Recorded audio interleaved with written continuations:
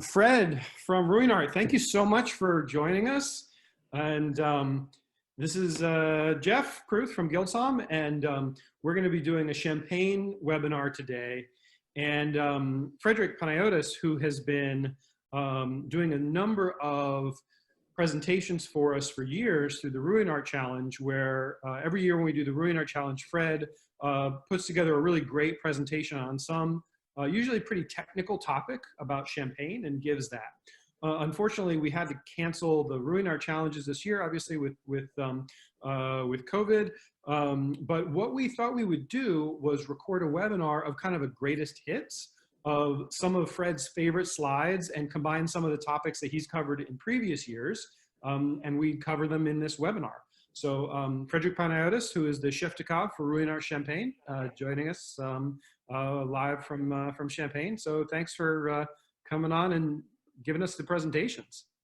Hi, Jeff. Hi, everybody. It's a real pleasure to show you a few of the past seminar that we've been doing with Gilsom and through the Ruinart Sommelier Challenge.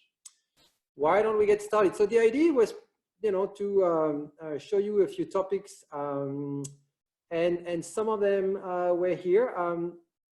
You can see them. We will cover this, except that the ripening of a grape berry would have been an amazing seminar this year, but you just have to come back next year. For those of you who can attend the Ruinart Challenge, that's going to be the topic of next year. So we're going to just focus on a few topics, alcoholic fermentation. Then we'll speak about throughout the process. So it follows the process basically. Then the gases in champagne making are quite important. An interesting issue that is often overlooked, but it's a dear subject to us. It's light strike. And we will wrap up with some secrets about the effervescence of champagne. All right. Okay, let's talk a little bit about fermentations. Alcoholic fermentation, namely, on the first one. So you see here a beautiful view of part of the winery. Basic information, which I'm sure you're familiar with, but alcoholic transformation is done by yeast. It's basically the transformation of two sugars, glucose, into ethanol and carbonic gas. The thing is, this is a simple formula, but it's not always that easy. And actually, we can have sometimes issues, mostly due to those factors. Lack of nitrogen in the must can lead to excessive reduction and specifically the formation of a sulfur, hydrogen sulfur. And we don't want, as much as we like to have a gently reductive style at Ruinart, this is not gently reductive. This is pretty badly reductive. Diacetyl, we are putting the wine through malolactic fermentation, but you have to know that diacetyl is also produced during alcoholic fermentation. The thing is, it's usually consumed right after the diacetyl produced, but still sometimes there's too much of it during the alcoholic fermentation, and we want to avoid that. And last but not least, is sometimes the fermentations can be quite sluggish, and whenever they're slow, we always find those wines. When we do the blind tasting of the base wines, we always find them to have some kind of oxidation. Residual sugar, obviously, it's a temporary issue, but oxidation, that's something we really want to avoid because we like to stick to the very clean and crisp flavors of the grape, and oxidation is not something we are happy with. So, maybe a debate that is worth investigating into another seminar, but let's have a quick view about this. What about the yeast in champagne? And there's always this debate between selected yeast versus indigenous yeast. So there's one thing you have to understand about champagne making, especially if you're a négociant. The black grapes cover 70% of the vineyards. White champagne is 90% of the production, and there's only about 10% rosé. So basically, we need to press the grapes as soon as they are picked or quite close to where they are picked, meaning we don't transport grapes in champagne, we transport must, we transport juice. And to do so, you have to protect the juice. Otherwise, you need to pump it to the tank, from the tank to the truck, from the truck to the winery. That's 3 pumping. If you have no SO2 whatsoever, your juice is just brown and you lose all the fresh, clean flavors of the grape. Meaning, if you use SO2, you are going to get rid of the initial yeast population, whether you want to play with it or not. So when you're a negociant, you have to carry the juice, you have to inoculate. I understand that if you are a grower or if you ferment where you press this, the option could be different. If you're happy to play with indigenous yeast. And then there's an economic dimension. I've been playing myself with yeast when I was working with the CIBC.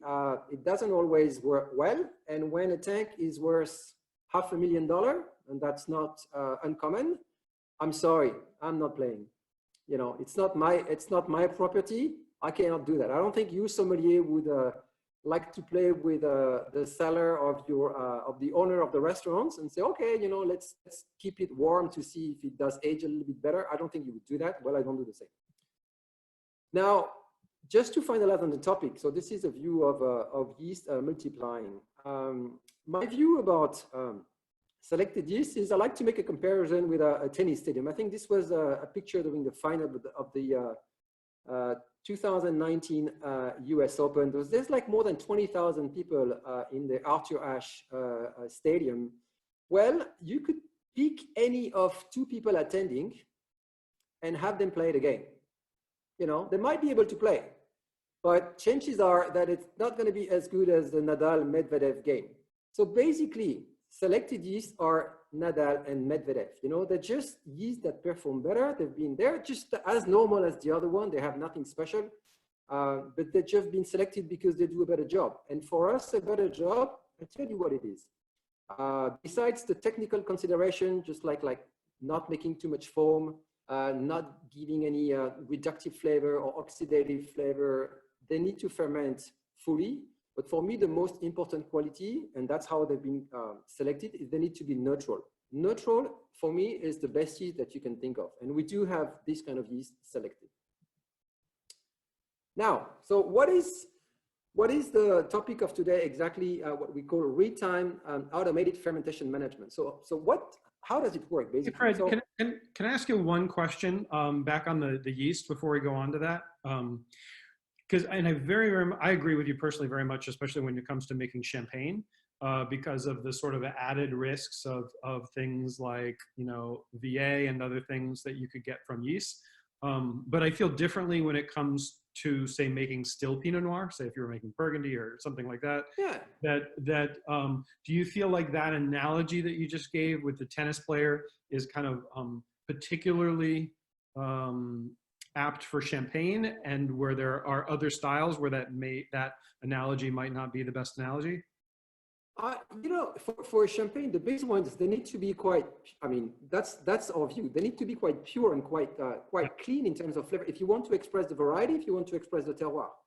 And so it's important to have yeast like that. If you make like a still wine and it's, you want it to be maybe a bit more funky, then yeah, indigenous yeast is not an issue. Yeah, I generally agree with your analogy when it comes to champagne, but I think there are some styles of wine where I personally prefer kind of working with native yeast. But if I was making champagne, I would do the same thing you do. But again, the main factor is that we truck the juice, and so when there's no other way. Otherwise, you cannot work with an oxidized must. This is impossible. I mean, it's this is a very bad start to start with. So there's no choice. As a negociant, there's no choice. Yep. And that's because we make white wine from black grape. So it's kind of particular to us in a way. Totally agree. Okay, go ahead. So going back to that, so basically a tank in fermentation produces carbonic gas. And what we do, and you can see here in red, we have a little sensor that measures how much carbonic gas is detected. And so this sends a signal to like a computer, and we can follow the kinetics of the fermentation in real time. Real time is like every 5 seconds, there's a signal. If there's a drift, meaning if it goes too fast, or too slow, we can correct that drift either by temperature or by adding oxygen, and we will see why it's so interesting to play with both. You know, it looks very simple on the paper. So, you know, oxygen can be added, and then obviously the carbonic gas needs to be drained out because it's a toxic gas, so you don't want it in a winery. So the system looks simple, and that's typically what it gives us. So if you follow the fermentation of a tank, here you have two lines or two curves.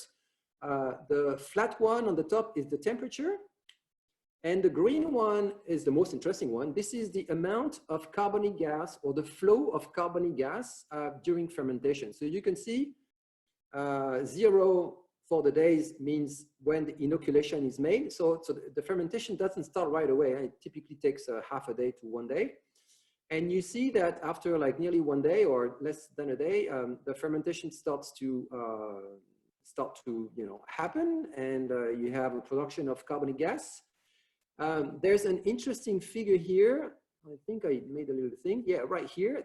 There's a maximum of fermentation, and this is what we call the Vmax, where the fermentation is at the highest speed. And then it starts to decrease, meaning the population of yeast basically starts to decrease. And within 8 days, the fermentation is completed. And at that stage, there should be no more residual sugar. One thing here, you may wonder where there's such like a drop before the maximum, you know, on the left-hand side. It's simple. It's a trainee who opened the tank and forgot to close it. So for like maybe a couple hours, we didn't have any data. But why did he open the tank? Every 3 times per day, every tank is also controlled by sniffing. So this technical or this automatic control doesn't mean that there is no manual control, and actually more like nose control, and because this is a way to control reduction. You know, if it's getting reductive, there's only way you can do it is smell it, and you have to be quick at smelling it. So we do that 3 times a day. But sometimes the tank is not closed the way it should be. All right. Having said that, what can we do with this? It's interesting to see that you can play with temperature. And if you ferment, maybe I should have put them in Fahrenheit, but basically 16 Celsius should be about 60 Fahrenheit, something like this, 62. 20 is what we like to work with, is about 68 Fahrenheit. And then 23, maybe about 75, something like this. And 30 would be 85, and you don't want to play with 30. So you know the difference of speed between 16, so 50 something, 60 Fahrenheit and 85 Fahrenheit is like a 3 times fold. It goes 3 times faster.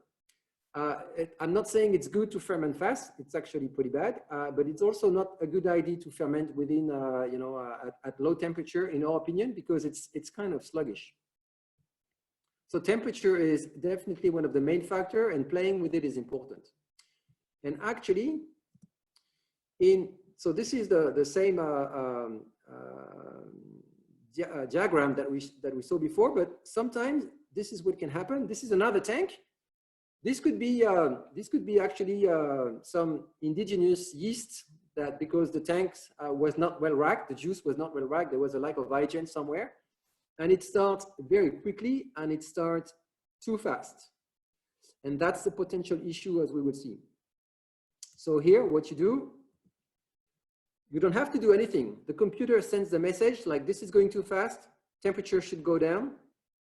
And if you don't see the temperature curve, but you see the carbonic gas flow, you know, thanks to the drop of temperature, we now have like a more like a steady curve, and it actually ended up this fermentation in 7.5 days. If we had let it go like it was going at the beginning, it would probably have been completed in 4 days.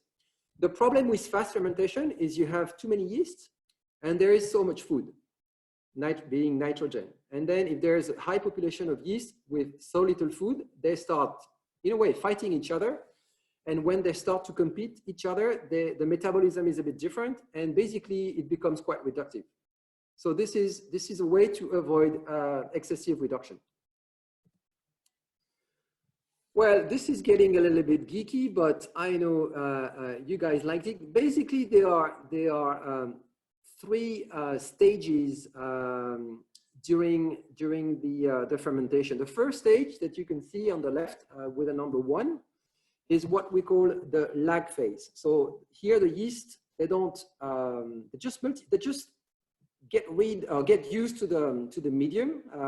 You know, there's a lot of sugar. They're not used to it actually, and they don't multiply yet. And you can see during that stage, sugars don't move, nitrogen doesn't move either, and the fermentation is not going. Then there is the more active phase, which is called the growth phase, where the yeast multiply.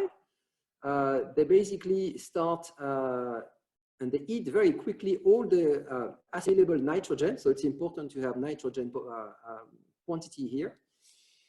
And finally, on the third stage, so you can see also the sugar dropping on the growth phase. That's absolutely, and you would see the alcohol going up, obviously. And then at the end, the third phase, which is the longest typically, is where the population of yeast is quite stable, and the fermentation, so they don't multiply anymore, and the fermentation rates gradually goes to 0, and the sugar also gradually goes to 0. All right. So those are the three. This is the general case in winemaking. In Champagne, typically our juice are a little bit different from other juice when you make still wines. The sugar levels are not very high. Acidity is quite high, huh? pH 2.9, sometimes even less than that, to 3.2. Jeff, you make wine, you know what these numbers mean. We typically have a lot of nitrogen. Why? Cool climate. That's usually, it's not linked so much to fertilization anymore, but more than cool climate gives you typically more nitrogen because there's more mineralization in the soils. And because of our pressing system, we tend to get very clear juice, okay? And where the juice or I mean, where the juice is, where the turbidity is, where you have those particles, you also have the lipids. So this is quite interesting because in Champagne, typically, we have like a fermentation rate which is quite low, and it should be fast given the low quantity of sugar to start with. The fermentations are quite long compared to the norm, and there is nitrogen at the end. So nitrogen in Champagne is not the limit factor, which is usually in other places. Our problem in Champagne is the lipids. So like, what is lipids? What are lipids are doing with fermentation in Champagne? So let's see this a little bit in detail. Actually, sterols, those are the lipids that are involved here, are actually very necessary for yeast, for them to grow and for them to metabolize alcohol. There are two origins for those sterols. One is coming from the grapes in the must. So, and that's why turbidity is quite important. The sterols are part of the solid particles. And it's mostly what we call phytosterols. So phyto means leaf. So it's like from the vegetable. The other sterols are actually made by the yeast. They're synthesized by the yeast. And to synthesize them, they need oxygen. And typically that would be another kind of sterol, but quite similar, called ergosterol. Now, if you look at fermentations with those sterols, so I don't know if you can see here, but here this is a artificial must. So we make fermentation. This is done by our R&D team, by the way. Look at how the fermentation differs, whether there is sterols to start with or not. If there is 0 sterol, like in that case, the brown diaphragm, the brown curve, the fermentation is never completed. It does not go through. There is still some sugars. If there's like 1 milligram, it goes, but it's sluggish. And it's only if you have like 2 and more, and actually the more you have, the better or the faster the fermentation goes. So those sterols are quite important for the fermentation to take place properly.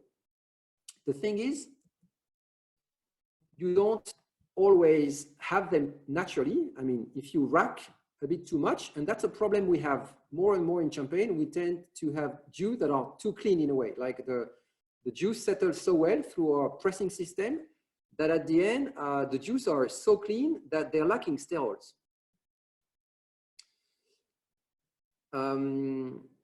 So if you don't have, if you have sterols with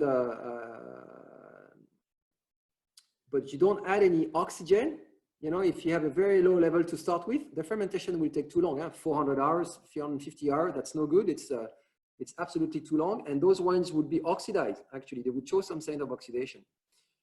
But if you add oxygen with the system we know, with the system we designed, at a precise moment, so just before the Vmax, and this you can measure, you can measure before when you must is going to the fermentation, you can measure the sterols.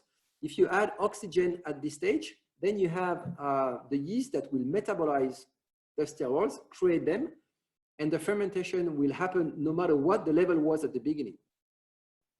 So this is a very smart system.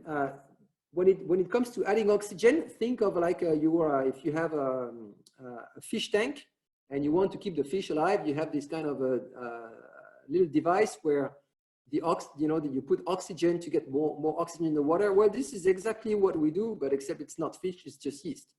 But the combination of those factors, oxygen addition and temperature regulation, helps us to have that smooth curve that actually lends to or gives us extremely precise wines at the end with no defect. You know, they're not oxidized, they're not too reductive, and they don't have diacetyl either. So this is what we make this. So this has been implemented for now quite a few years, and we've learned so much about yeast metabolism, which we didn't know before. We actually have a guy doing a PhD on this. And obviously this whole study is done with our colleagues of Mouette, because it's an even Dom Tьерри Rюинар. We have this R&D center that is shared among the houses. The thing is also that it's every 5 seconds we control the tank. We have information on the tank, okay? And as much as you can sleep next to your tank. Maybe you do this, Jeff, when you make your Pinot Noir, but you have to sleep sometime. And so you cannot be on top of it all the time. So, but this is a permanent control. It's just amazing. It mitigates everything. Like you don't have to get an off flavor to react. You don't get off flavors anymore because you just prevent them. So it's just like, it's fascinating. I cannot give you exact numbers, but we've increased, when we rank the wines at the end, when we do the base wine tasting blind, we've seen, since we use this technique, a major increase in the quality of our base wines. Like it's been very efficient.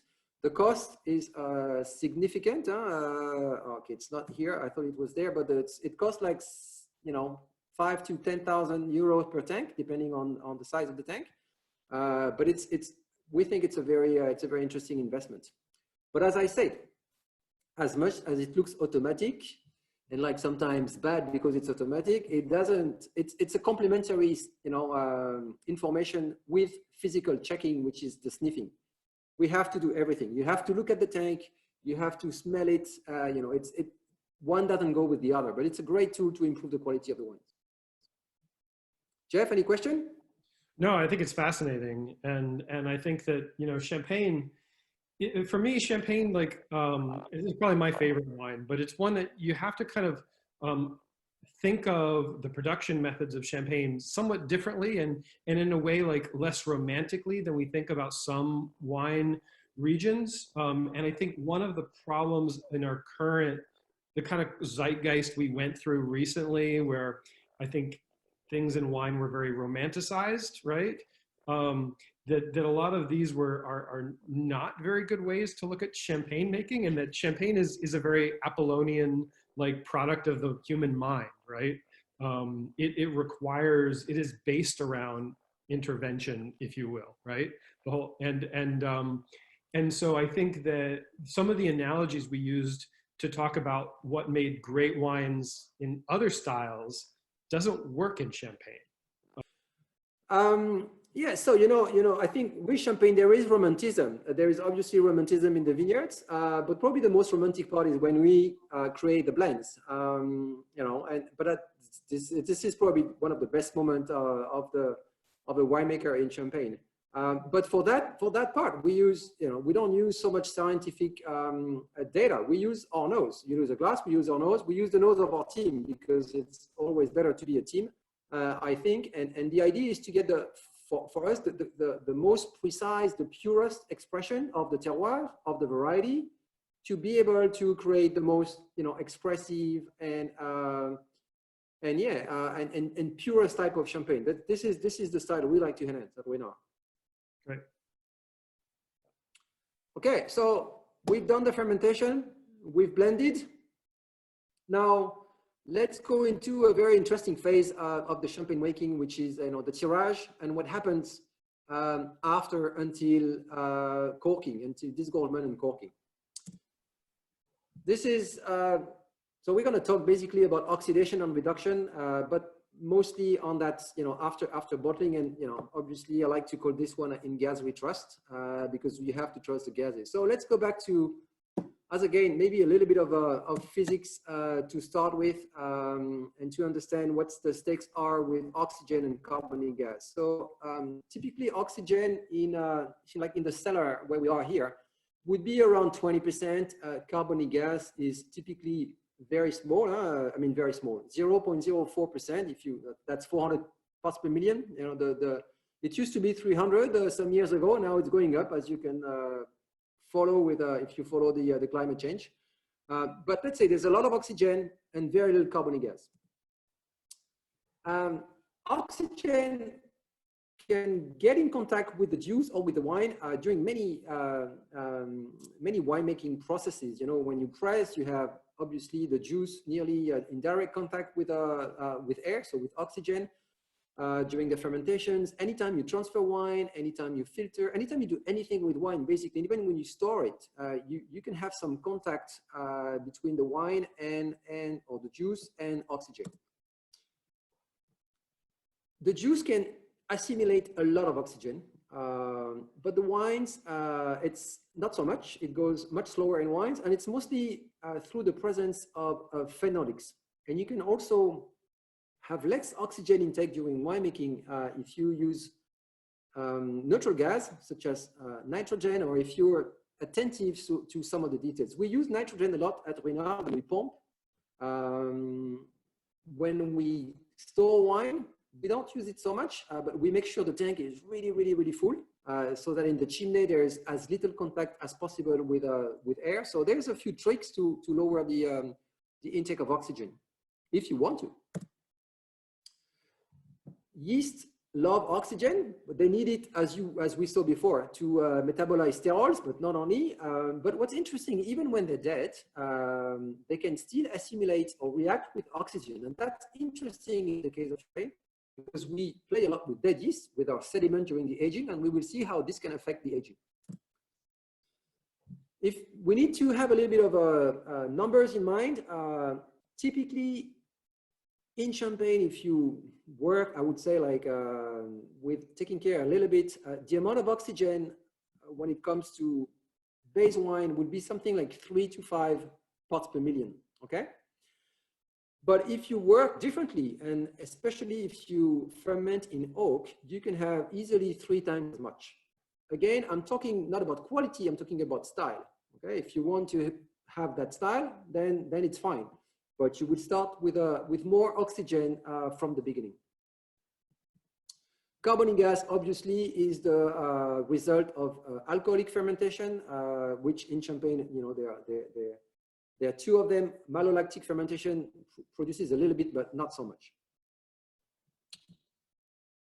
Now, when it comes to gas and it comes to aging, there's a lot of misconceptions. Some of them, I don't know where they come from. Some of them are coming from Champagne, but we need to kill them.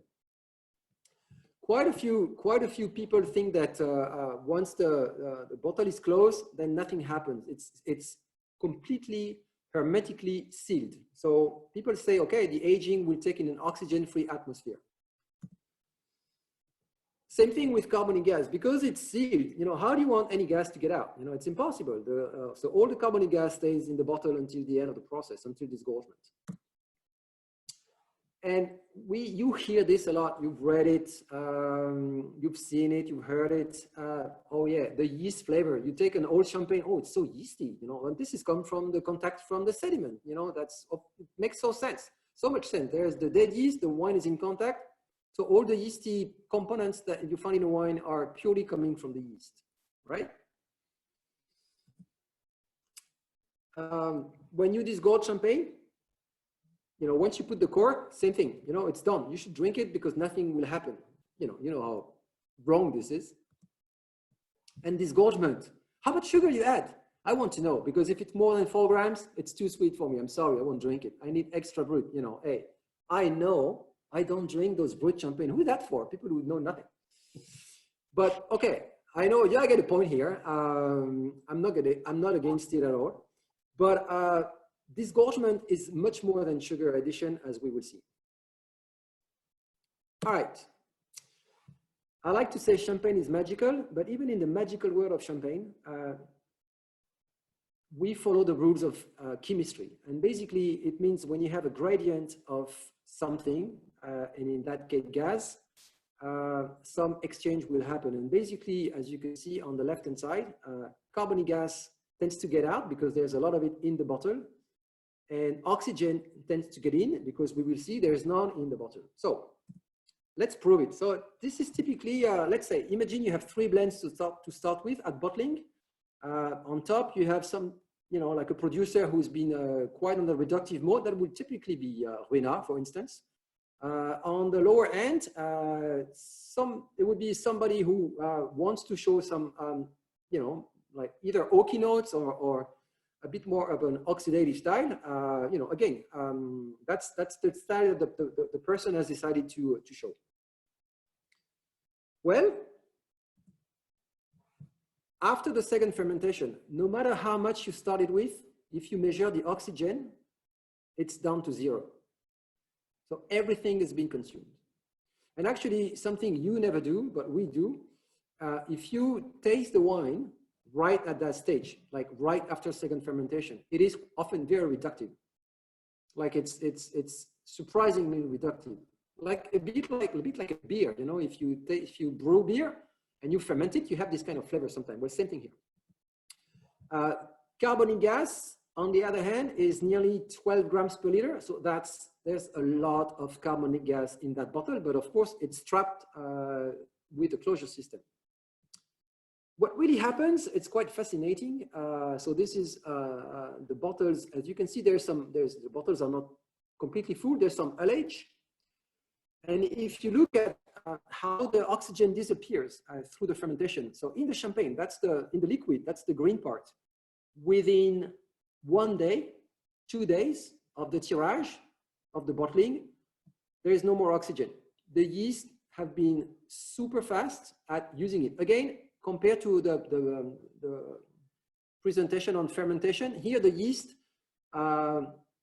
it's a yeast starter that has been really built for it. So the yeast are active from the beginning. They're already active when you mix everything. So it's gone. Oxygen is gone. So it's down to 0. It's interesting to look at the ullage. The ullage is the gas part, and it's obviously the yeast cannot grow in the gas. So it's actually what happens here. If it takes 2 weeks, it's because there's a diffusion of it's probably start with 20%, in that ullage, 20% of oxygen, but gradually as the oxygen gets down to 0 in the liquid, there's a transfer from the gas to the liquid, and it's consumed. As soon as it's transferred and it's dissolved into the liquid, the yeast will eat it. So basically, in 2 weeks, you have no oxygen, whether in the liquid or in the gas. And what makes a difference is this thingy, the crown cap. Because you have, those crown caps are not, actually, they're not fully hermetic. As you can see here, they're not gas-proof completely. You can see here that in Champagne, we like to rank them in like 3 categories, depending on their permeability to gases. Let's start with the cron caps with a high permeability. You see, within a year and a half, a little bit more than a year and a half, you could add up to 3 milligrams. Remember, we started with this kind of number for some of the wines. So you get quite a high increase of oxygen with this type of cron cap, and this would be used if you want to release a wine very young. This could be an advantage, but if you want to age it, it will obviously evolve very quickly. Medium permeability, I would think a lot of non-vintage brut on the market are using medium permeability. This is what we use at Ruinart, because we think that after 2 years, 2.5 years, it has enough oxygen for the wine to have some, bouquet, some exchange already. So for it, it's the sweet spot. And then you have those cron cap that are quite hermetic, not fully, but quite hermetic. And those so the low permeability cron caps is what you would use for long tirage. So vintage champagne, prestige cuvée, this is what you want to use. Unless you want to have a completely like vin jaune style sparkling wines, which I haven't seen yet, and then you could use a high permeability for 10 years, and then it would be probably quite a different animal. But I don't think it's very trendy right now. Maybe it could be. How would you compare using a cork at this stage, and where would that fit on this chart? Jeff, you're anticipating some of the chart later on. Sorry. You will see that the cork has a completely different diagram. It will be totally a different system. So when oxygen gets in, it is consumed by the wine. Huh? So it's always down to zero. So this thing never stops, basically. As long as the oxygen can react with a wine component, and there's usually plenty of wine component to react with oxygen, it will be consumed. And so whatever you try to measure it, you find nothing. You see the number 0.15 to 1.8. That's the extreme permeability. So in 10 years, that's 1.5 to 18 milligrams per liter. That, as I said, 18, no good for like long aging. Now, one thing that is quite interesting at that stage is how the bottle is stored, in which position the bottle is stored. And it makes quite a difference. And look why. There's two ways of storing bottles. Typically in champagne, bottles are stored whether in bins or or stacked, so sur latte as we call it, horizontally. So you have the dédit sediment on the side of the glass. But in some cases, the bottles are stored neck down after being riddled with all the deposit stuck neck to the cron cap or the closure. And when oxygen plays here with the wine and enters, in the first case, it will react with the wine components. So whether it's phenolics, there's not so many, but so it can react with like ethanol and create ethanol, so some like aldehyde. So it will getting slightly oxidized. When the bottle is neck down, sur pointe, oxygen comes in contact with the yeast. And remember what we said before, the yeast have a capacity to assimilate oxygen even dead. So in that case, basically, the wine remains completely protected from oxygen influence. So I don't say it doesn't age at all, but it ages much, much, much slower compared to the horizontal position. Now, some people would say, why don't you do the fermentation like from the beginning like this? Well, it doesn't work. If you try to ferment neck down, there's not enough surface contact, so the fermentation will not happen. So it's good to give some aging on the side, horizontal, and then for like super extra long aging for like Enotech or this kind of wine, then having it sur pointe is actually a very good idea. This is the program we started at Ruinart with a wine called Dom Rüinart La Réserve. We keep them for so many years on the side, like a little bit longer than the normal release time for Dom Rüinart. And after 2, 3, 4, 5 years, this is checked by tasting. Then we will riddle the wine and keep them vertical for as long as somebody wants to drink it. You know, we're building the library. Disgorgement. So as I say, disgorgement is much more than sugar addition. Here, so you start with the bottle with little oxygen. Here the contact is fast, usually 20 seconds, but huge because you're in direct contact with oxygen. And depending on how you work, intake can be next to 1, so you know, very little, but up to 8.5. So in 20 seconds, you can have as much aging as 10 years with a good crown cap if you don't pay attention. That's crazy, but I think this has been totally missed sometime in the past. I will talk about Ruinart. In the 90s, no one was paying attention to this, and there's quite a few batch to batch differences. We've seen them. There could be other factors, but it's probably a big factor. This can also explain bottle to bottle variation. When you have a bottle that for some reason stays open longer, then the intake of oxygen can be 3-4 times more than the next bottle. And obviously, when you will taste the wines a few months afterwards, you will taste those 2 bottles, and one will seem fine and one will seem more evolved, you know? So sometimes those, you know, the opening phase and closing phase, this is a romantic story, but a lot of explanation can come from the bottling and the disgorging for champagne.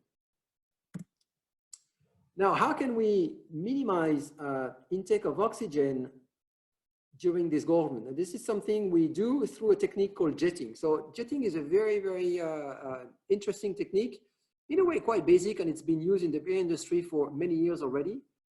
But in Champagne, it's a bit more recent, I would say maybe 25 years, and we've been using it for quite a few years at Ruinart. So this is how it works. The wine is open, the bottle is disgorged, and basically you got air in the neck. What happens next is you have a device that injects with a high pressure, a micro, like a very, very tiny drop of water, and that excites the surface of the wine. And when the sparkling wine, you know, is excited, it tends to foam, and the carbonic gas, which is now formed, goes up. And it's like a piston, and it just pushes the air out. And if your machine is well set, then you can manage to have the level of carbonic gas all the way to the neck, and then that's when you put the cork. And so if you do this, not only you get no oxygen in the bottle, but also you get less bottle-to-bottle variation, which I think is something that you would expect. Very basic, doesn't cost a fortune. Like an equipment costs like 30,000 euros. So it's still a little bit of money, but it's so efficient. Now, we've put the cork. What happens once the wine has been disgorged, receive the dosage, and gets the cork? So this is what happened with the cork. As I said, it's totally different. You have like 3 phases. First, initially, the oxygen increases up to 3 milligrams. After a couple of months, it tends to be stable. And then after, as you can see here, like 6 months, the experimentation showed that there is a consumption of oxygen.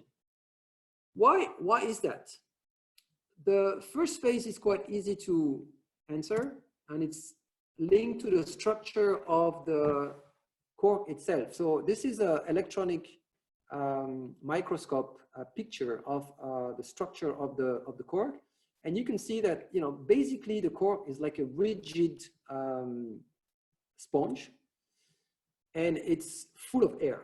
And since it's full of air, it's full of oxygen. I mean, it's 20% of oxygen. So basically the increase at the beginning is because of that release of oxygen coming from the cork. Then the consumption phase is probably linked to some components of the cork, and namely phenolics. You know, cork is oak, but there might be more more factors, there might be more compound, and this is still work in progress. So maybe I will have more information in the future to give you about this, but just remember that information.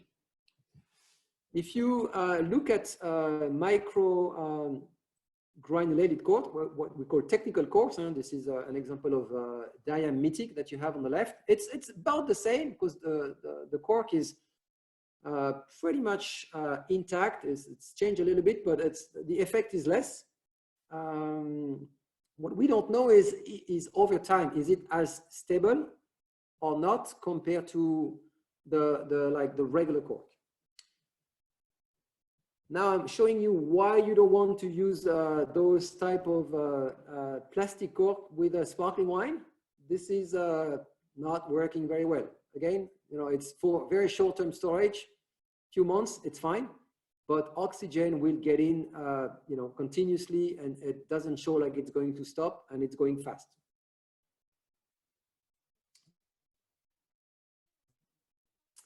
Now, as you know, maybe Jeff, maybe I told this before, but we've been switching to cork also during aging, during the second fermentation. And if you look here, so this is the cork, but we don't know exactly yet. We have some figures, but not enough. So you see the first part of the curve is what I just showed, and maybe we tend to think that after some years, it's kind of getting stable. We don't think it's consumed all the way. There's probably a limit to how much oxygen can be consumed. So let's figure out that it's quite stable after some years. Okay, this is what we get. So maybe 2 milligrams. When you compare cron cap, even the most efficient cron cap, okay, at the beginning it's more efficient, but after, if you just take this figure, after 6-7 years, then the cork seems to be superior to the cron cap in terms of oxygen intake. So this is our thought right now. We think that anywhere around 5, 6, 7 years, the cork becomes superior in terms of oxygen intake to the cron cap. So you're only using these then with something like Dom Rüinart, not for a wine that's spends a shorter time under the. Well, you could, and I know some of my friends do this, but then you would play more with the aromatic components of the cork, because cork not only is a better barrier, but also brings aromatic, cork is oak. So there will be some things, some stuff coming from the cork that will definitely maybe add some complexity. But what we are looking for Dom Rüinart for us is the extra reductive character, or the preservation of the reductive character after many more years.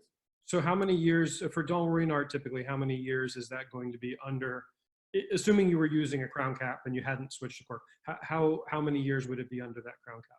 Currently, we're releasing 2007 and spent like 9 to 9.5 years on the crown cap. So the first vintage of Dom Rüinart that is going to have cork, so we switched entirely to cork in 2010. And it should be disgorged later this year. So it will have spent nearly 10 years on the cork. But I think the interesting part is that the library that we are going to build from this wine is going to last forever, So cork is going to bring much more character.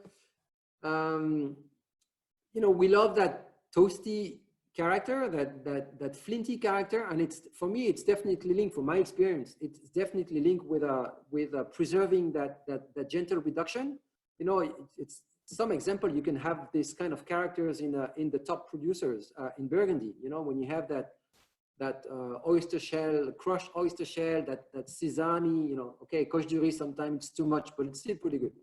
But those kind of producers who manage to get on the verge of reduction, then I think the expression is so beautiful. And this is what we've seen with with our experimentations of champagne, of Ruinart, Dom Rüinart bottle on the board.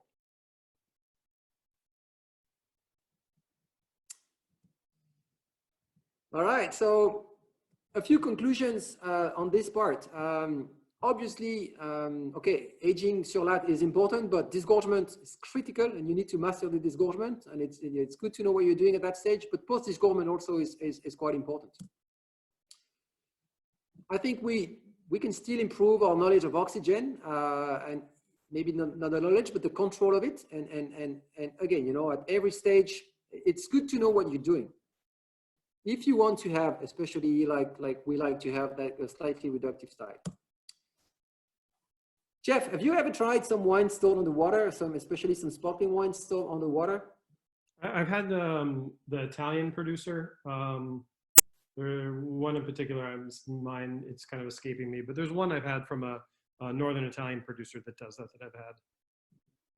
Did you taste it blind compared to a bottle stored in a cellar, or not? Or was it not blind? No. Okay, it's interesting to do it blind, and typically the wine stored underwater, they will appear fresher with less evolution. Well, it's completely logic.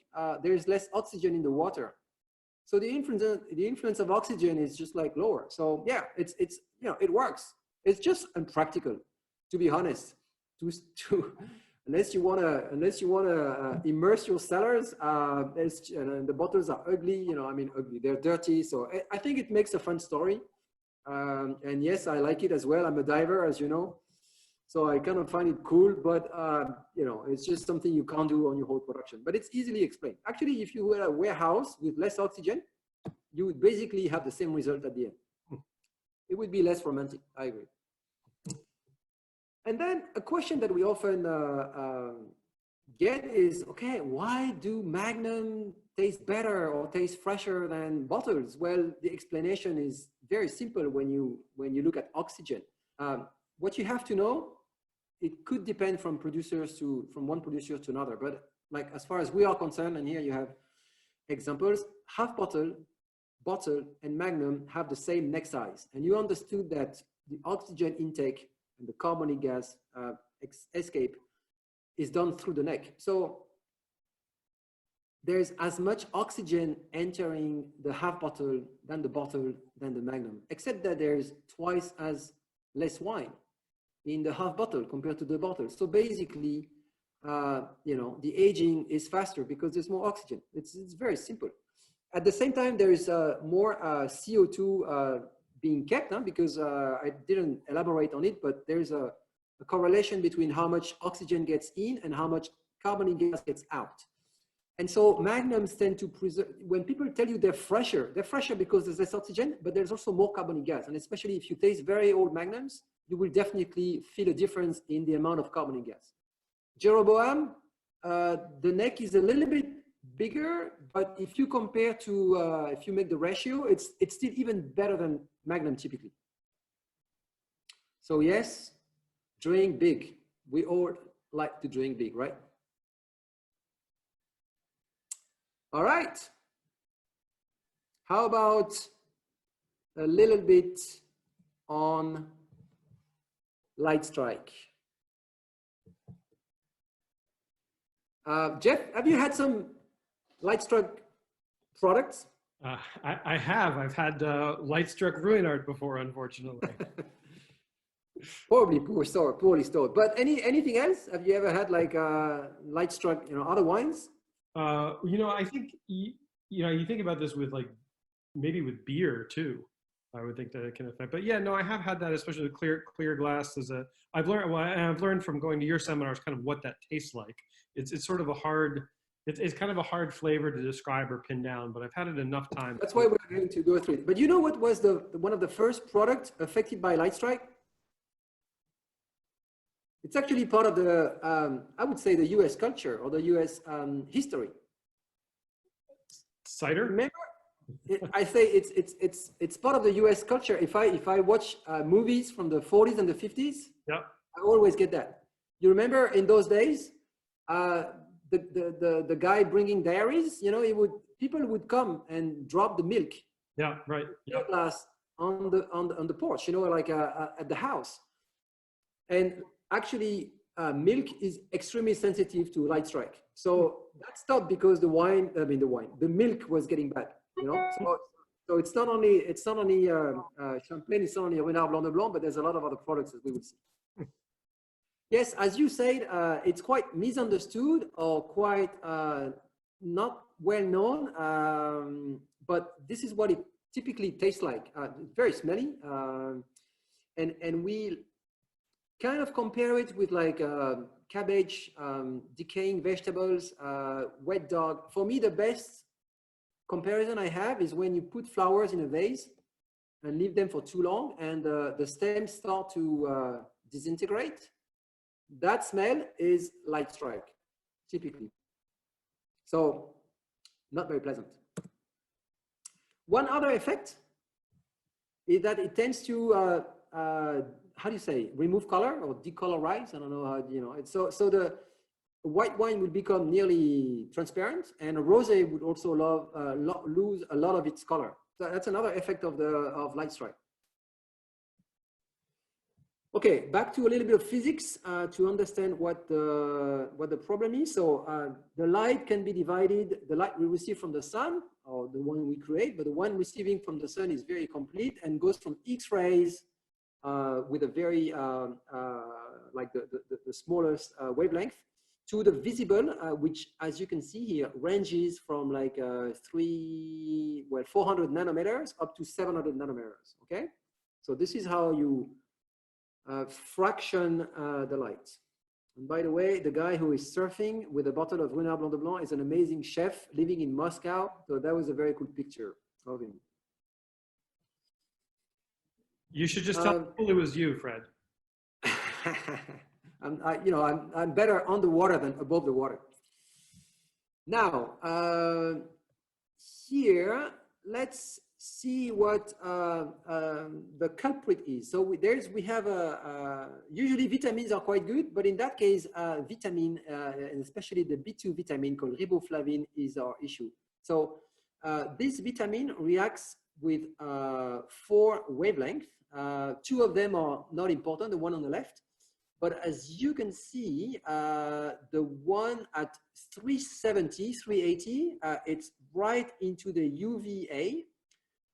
And one of the wavelengths at which the riboflavin reacts, we're going to see more after that, is that in the dark blue, like 450 nanometers. So those 2 wavelengths for champagne particularly, and for wine in general, are our problem.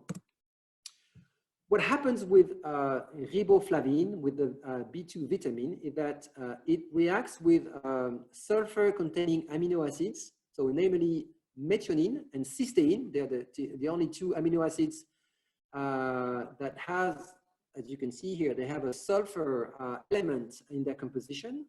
And with the light, the riboflavin goes from an oxidized form to a reduced form, and through the process changes those amino acids into smelly compounds. Methanethiol, that's the more like a decaying veggie. H2S, you know, if you boil eggs, you probably smelled it before. And dimethyl disulfide, or DMDS, which is also a nasty, you know, reductive component. There's other ones, but those would be the 3 main ones. So that's an issue, but it doesn't happen everywhere. Depending on the glass, you have more or less influence of the light, and you can see here it's quite interesting. So different types of glass. Let's start with the dark green glass, or actually the amber glass. The amber glass is, and that's one of the reasons why it's used also in the beer industry. It's the most efficient with the lower wavelengths. So typically where the light strike could be a problem, it's amazingly efficient. Okay, the green glasses, depending if it's dark, light, depending on the thickness, depending on the color, they're more or less protective. But a very light green glass is actually not super protective in the UV range, especially. Clear glass or flint glass, well, as you can see, the transmission is very high, above 80%, and so it doesn't protect much. Now you may wonder, why are you guys using clear glass if it's not that protective at all? Well, it was a decision made before my time, I would say. But I was actually reading a little note from Jancis Robinson, who is also a buyer, who was a buyer. I don't know if she's now, but she was a buyer, and she said, okay, I'm a buyer, I know about this problem, but I still need to buy those rosé from Provence in clear glass because that's what people want, you know? So I'm torn between, I know how much our clear glass is an amazing tool for sale, an amazing tool because people love to see the wine. But at the same time, I understand that it makes the wine more fragile and that we need to have solutions for that. So what solutions do we have? Oh, by the way, yeah, there's a lot of compounds. There's a lot of products that are actually sensitive, as we say, milk, but spirits as well, beer. The beer has a big advantage. The beer, you can crack down the precursors, like we have amino acids. It's a different thing with beer, but you can crack them. You need typically big facilities to do so, but you can remove the precursors, and so you won't have any issue. That's why you have some of the beers in clear glass without any issue. But as you will see, any artisanal or microbrewery will use amber glass, right? As far as I know, because they would have like very bad light strike or light strike beer on if it wasn't the case. Olive oil. If you have olive oil in a clear glass, put it somewhere dark. Otherwise, it should be wrapped with something, but it should be protected. It goes bad very, very quickly. But again, the components are different.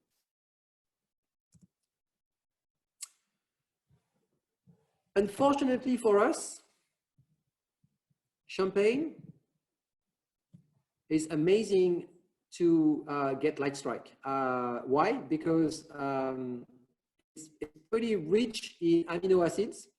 We have a lot of amino acids because we tend to have high nitrogen levels. So naturally, because of our cool climate, typically cool climate have more proteins and amino acids. So too bad for us. And then the riboflavin usually come from the second fermentation and from the fermentation. And we do have 2 fermentation in champagne. So we have one more possibility to add riboflavin. And aging on lees also increases riboflavin. So there's a lot of source of riboflavin in making sparkling wine, more than in still wine. So it's, you know, we have more potential issues. What can we do? People thought about removing the riboflavin. It would be very tricky, like you cannot filter it and get rid of it. It would resist pasteurization. You need to go more than 200 degrees.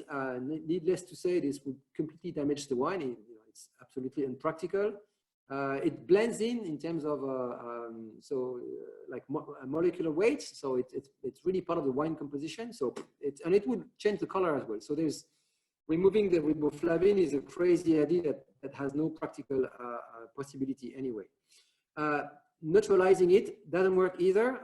You can somehow with some like ascorbic acid or tannins, this would be legal. But you know, first, we don't like to add anything, but it's temporary, so it doesn't work. It works with proteins. Unfortunately, you need to be at pH 6, which I don't think is very sexy for champagne. How can you keep? People are offering us solutions like, okay, maybe you can wrap your glass with like a protection and keep it clear. Well, it doesn't work. You can keep it clear, and that's often a problem I've seen. If you keep it clear, it can still protect from UV.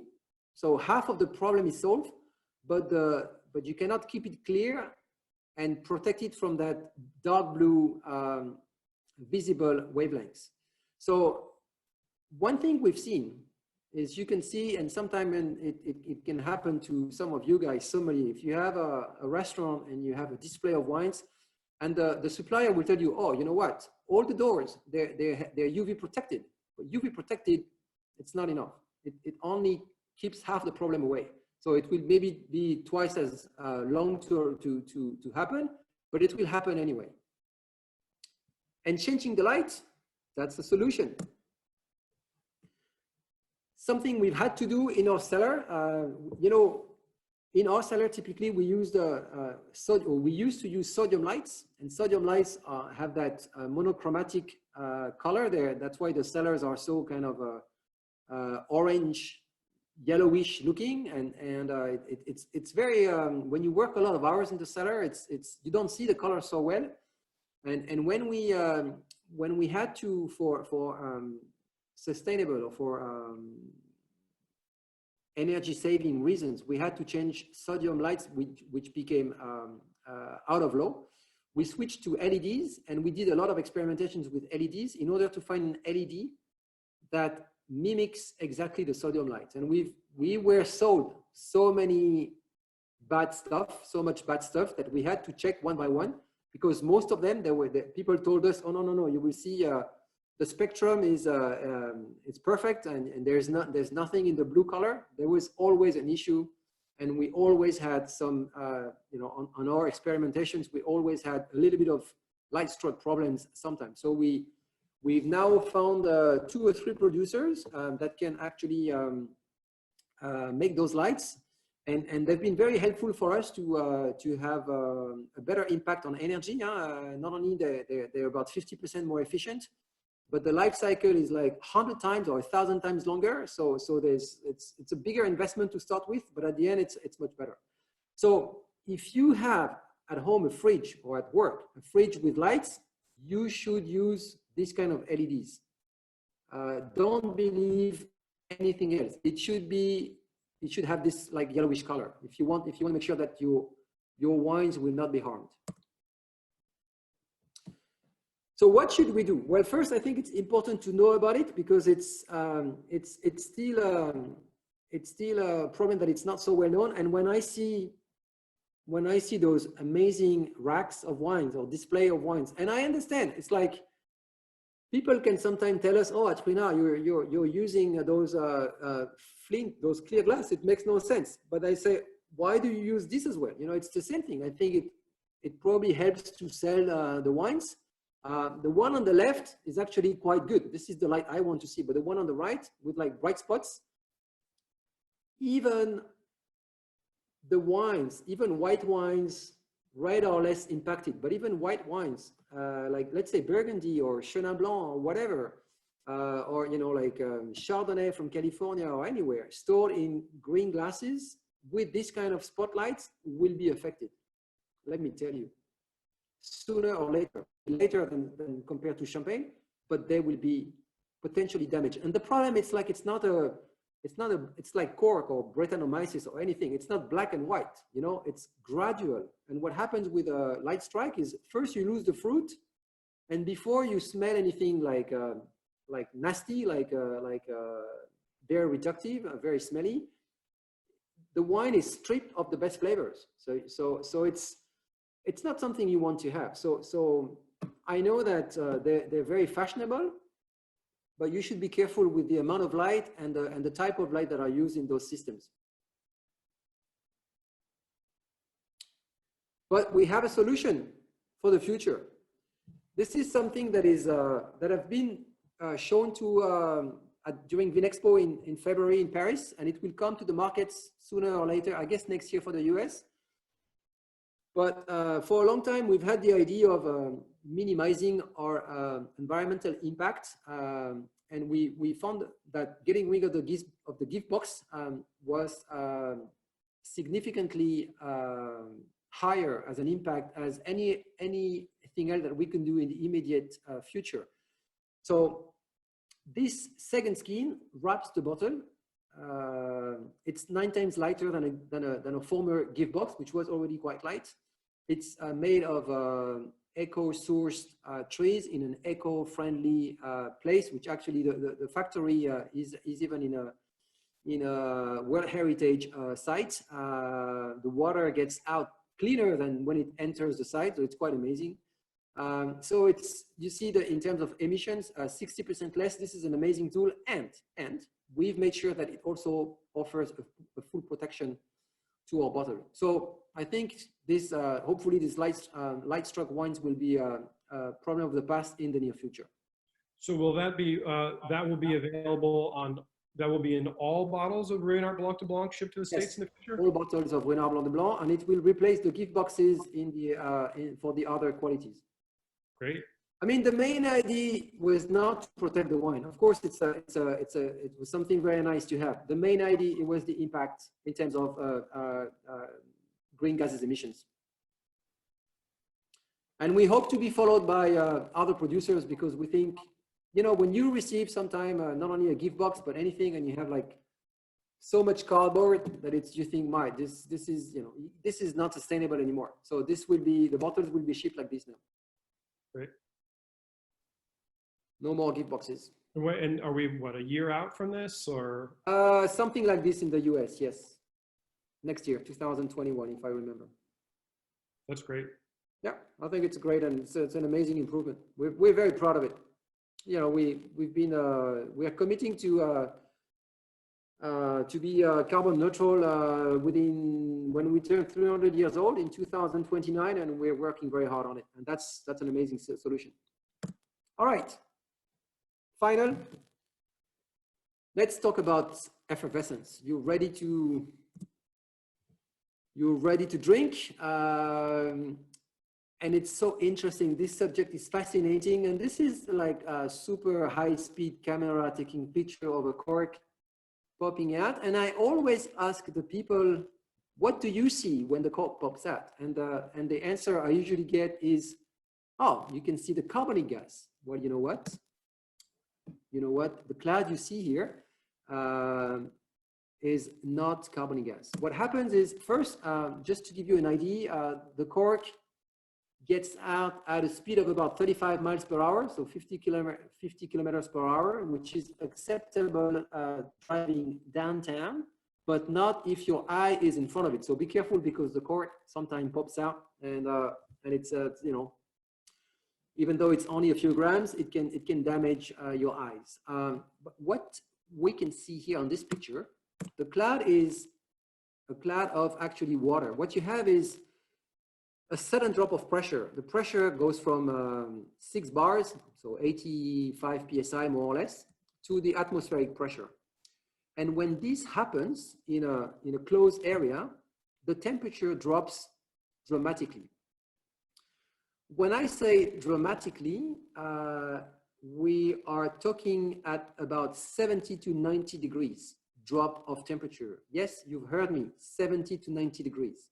The higher the temperature to start with, the bigger the drop.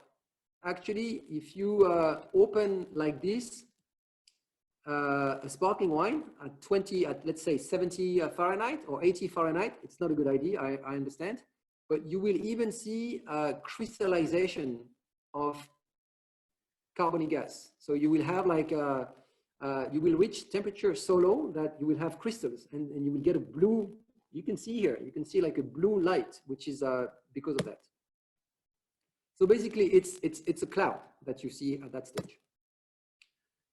Well, gerbage, I will not talk about it, but if you have crystals, so if you don't cold stabilize your wine, or if you have sediments, no matter what, you could be in trouble and lose a lot of the wines at opening. All right. How much gas do we get to start with? Again, same basically recipe. You need 17 grams of sugar to get 1% alcohol. Typically, when we play with base wines and when our blend is ready, there's less than 2 grams per liter of sugar. So to start the second fermentation, you need to add sugar, and this is done under the form of liqueur de tirage. Huh? It's just basically sugar dissolved into the same wine that you're going to put through tirage. Typically, what you want to do is to have like 24 grams of sugar per liter, because this will give you the pressure of 6 atmospheres at 10 degrees 50 Fahrenheit. 6 atmospheres, that's, most people are aiming at this. If you want, some people do, they can do tirage with a bit less, let's say 20 grams or even 16 grams, and have either 5 or 4 atmospheres. After disgorgement, you lose a little bit of gas. typically about 10%. So you end up with, let's say, 5.5 atmospheres at 50 Fahrenheit. Be careful. If you store your wine at 68 Fahrenheit, it's 8 atmospheres. If you leave bottles in your trunk, even in Pasadena, but even probably more so in Vegas, at 104 Fahrenheit, you get up to 15 atmosphere. Now that is dangerous. The bottle can explode at that stage. So don't play with the temperature and sparkling wine. So just going back to some basics, this we've seen before, carbonic gas produced by yeast during fermentation. Typically after the first fermentation, we have some very dry wines, meaning that if you want to start second fermentation in the bottle, you need to add some sugar. So this is done through what we call the liqueur de tirage. Typically you aim at 24 grams of sugar per liter before you blend, and that will give you exactly 6 atmospheres at 10 degrees. You can aim for less. I know some people who do like a lower pressure tirage to have a bit less acidity and a little bit less foam. Can be interesting. Disgorgement will remove more or less 10% of that gas. But on the finished bottle, if you look at the kind of pressure level you have at 68 Fahrenheit, 8 atmospheres, that's still manageable when you store wine. But never leave your bottles in a trunk under the sun, because if you reach more than 100 Fahrenheit, the pressure is so great that the bottle can explode. I think the bottles resist after the whole process at about 12 to 15 atmosphere. So you're reaching the limits here. So be careful. And of course, with the second fermentation, the carbonic gas is in excess in the bottle. 12 grams per liter means that you have about 5 liters. So imagine you've packed 6 times as much as the bottle can hold into this bottle of champagne. Now, Jeff, 1 million. What does it sound like to you? The number of bubbles in a glass. You're too good. You're too good. Is that I thought you would say, I want to be a millionaire, but no. Yes, it's exactly that. But it doesn't, the calculation is not so, so easy. So what you have to know is if you calculate, that's easy to do. You know, we have 5 liters of carbonic gas to start with, and we can measure the average size of a bubble in a glass. Theoretically, if you divide it, you would have 80 millions of bubbles per bottle. If all the gas would be transferred to bubbles in your glass, but that's not the case. A lot of this gas is lost at opening, at pouring, and not all the gas will actually give bubbles. So the result that have been measured is more like you have more or less 1 million bubbles per glass. It's a cool thing to say to the customers, I think, when you go to a table. This number actually can depend on how the champagne is poured. And this experiment was showing that if you pour straight without touching the glass, or like you would do with beer, you actually, I think there's been photoshopped because the difference is too great, but it's been known to preserve about 10% of the effervescence. If you do gentle pouring on the side, like not shocking or moving the wine too much, you are preserving, which I think is cool. Let's say you open an old champagne to a table and you know there's going to be less effervescence, and maybe the consumers, if they're not too familiar, are going to say, okay, you know, why it's not so sparkling, but you can tell the story. You take the glass. I'm not sure it's always acceptable in all restaurants, but I think it should be done anyway. You take the glass, you explain why you do it, and you say, okay, from 1 million, you now have 1,100,000 bubbles in your glass, something like this. You get the point. Well, what we are going to see is not work of Ruinart or any of my colleagues, but it's the work of this guy who shares the last name of a famous Burgundy producer, but he has nothing to do with it. Gérard Ligier-Belair is a physician living in Reims who runs the program at the University of Physics, and he's been very instrumental in deciphering the chemistry of effervescence in champagne. And he's been inventing quite a few devices, namely cameras and systems to measure and to understand the effervescence better. So let's see how a bubble gets started. If you make like he does on the previous picture, if you start from a glass and look very closely, this is what basically you can see. So just looking at this, you can see two things. First, the bubble size is not something constant.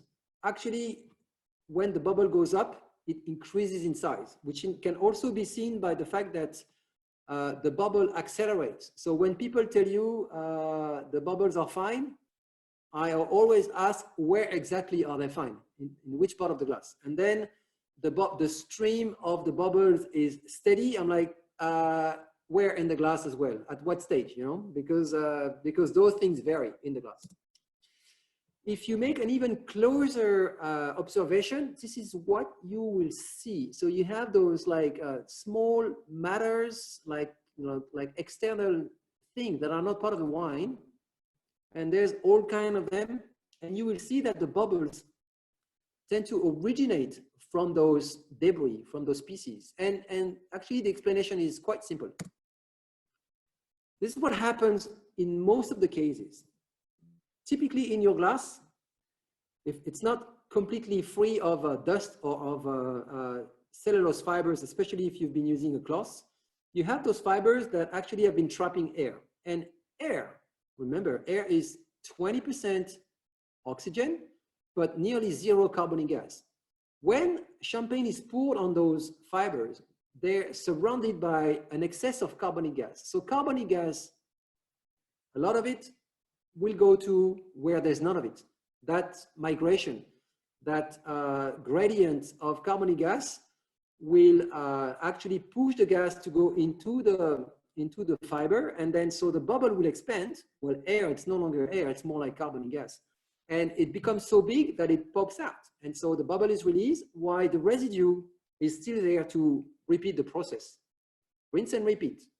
And so this is exactly what you see. You have this from those little tiny pieces of cellulose, you can see the bubbles arise. And sometimes, especially if you look closely at your glass, you see most of the bubbles will originate from the bottom of the glass, but sometimes they will originate from the middle of the glass, like in the middle of the liquid.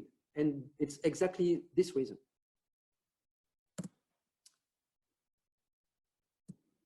I know you love physics, Jeff, and so this can all be modelized and calculated. Maybe I won't go into too much details, but you can basically calculate how much energy you need to create a bubble, and having with this statement, with a formula that tells you how a bubble can be formed, you can actually calculate also what's the smaller side, what is called the critical radius of a bubble that can be formed. And in a champagne or in a sparkling wine at this kind of pressure, the size, the critical radius is 0.2 micrometer. Okay, so that's pretty tiny. It's very tiny,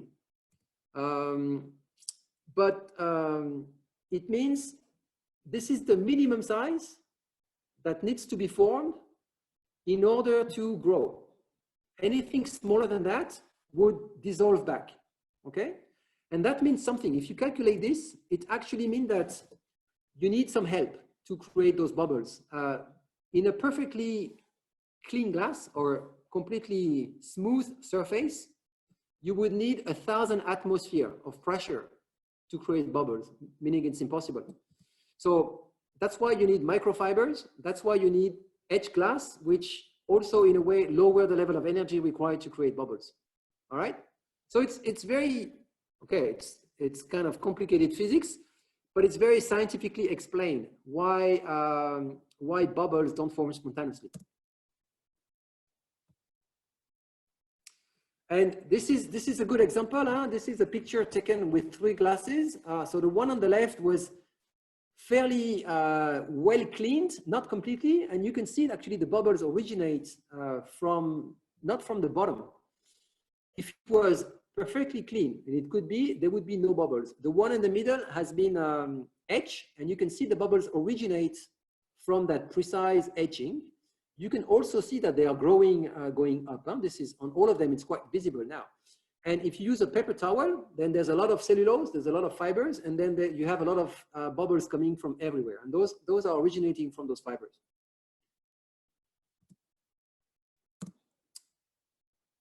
I told you that the speed is something that changes, and you can calculate how the speed increases with time.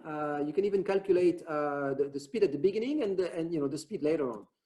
You can also, and that's more interesting, calculate how fast the bubble grow. Again, the formula is quite complicated. I'll let you go in details if you want to.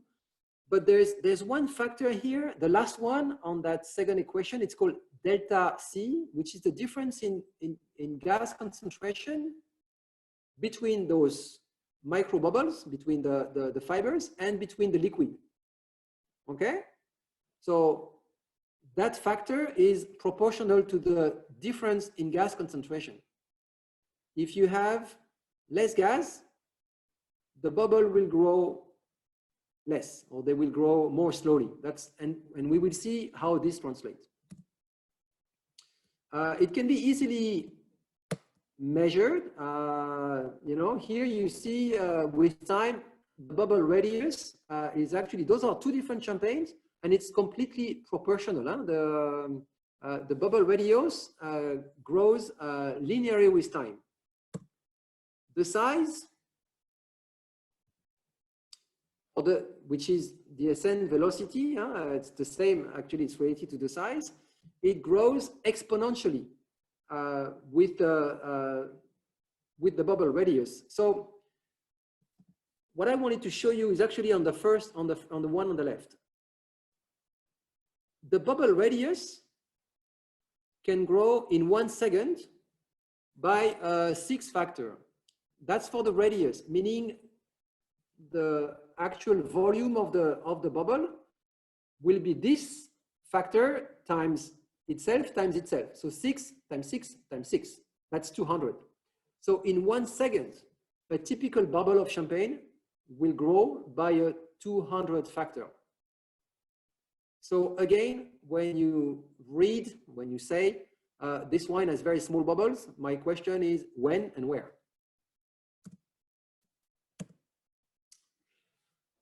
Now, let's use some glasses. 2 glasses that I don't like. Obviously, not for the reason, but Jeff, a question for you. In which glass do you think the bubbles will be the smallest? You need to put your mic on. In which class will they be the smallest? At what point? At the top? That's a good, on the surface. Very good. Yeah, well, I would guess because they'll be the smallest in the one on the left because it has a shorter distance to travel. Exactly. And this is how you can see it here. This is, in a coupe, that's where you stop. And in a flute, you stop here. And so look at the difference between the coupe on the left and the flute on the right. The flute will have actually bigger bubbles at the end. Excellent. But we don't want any of those. Coupe, keep it for the ice cream, and flute, keep it for the cheap sparkling wine. Get a proper wine glass.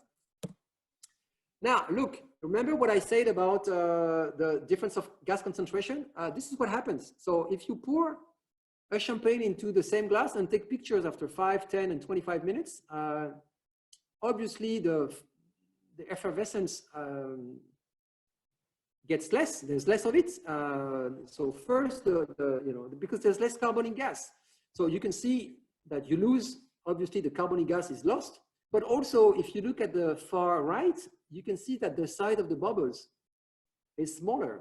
Why? Because you've lost so much gas that the bubbles don't grow as much as they've been growing at the beginning. So again, if you want to have a champagne with fine bubbles, because this is what people like, then just ask people to wait. Now, you don't want to wait 25 minutes if the champagne is good, right? even 5 minutes. I think the glass would be empty already. Another factor that is actually observed with a different kind of light is this vortex effect. I won't go into too much detail, but what's important to know is that this movement will make sure that actually some of the bubbles will not go, bubbles will go straight up, but the components that are dissolved in the liquid will be affected, by this movement. And let's see how this will be important in the next step. So we saw the bubble being born. We saw it rise. Now, unfortunately, it needs to die, but it always does it in style. This is what happens when the bubbles come to the surface, and those pictures are quite amazing. Let's see. Typically, you see on the left and on the upper right, what happens is that it seems to collapse. The bubble in the middle has actually not exploded, but more like imploded. Okay.